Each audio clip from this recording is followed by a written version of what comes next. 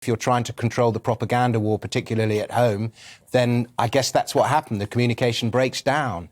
Well, the fighting from the armies is one thing, but I'm more interested or fascinated in the fighting of the civilians. The people that are picking up arms in Ukraine and fighting for their homeland, as you rightly just mentioned, is fantastic to see. I just imagine if that happened over here, what would we see? You know, let me just tell you about my pronouns would be the argument. We wouldn't have people picking up Kalashnikovs and creating Molotov cocktails, would we? The stoicism and the resilience of the people to defend their homeland. Well, is it's amazing. marvellous, and you look to historical examples, and the army of the early Roman Republic was voluntary, and it was one of the most brilliant armies in history. And then the army of the late Roman Empire was conscripted, and it was pretty woeful.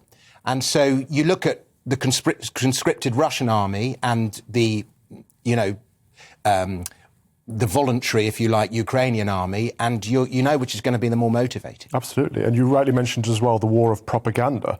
And so far already, so I've been keeping a very cynical eye on what the mainstream media has been purporting. So far we've seen a picture of a wounded old lady that was actually caused by a gas explosion in 2014. We've seen Zelensky in combat uniform. That was actually a photograph of 2021, not this year. And we've seen a Ukrainian pilot shooting down a Russian aircraft that was actually from a video game called Arma 3. So we're seeing lots of propaganda on both sides of the debate being pushed out there. It's very, very difficult to find out what's actually happening and what's actually true, because the mainstream media is peddling rubbish and social media is obviously very difficult to navigate. It is difficult.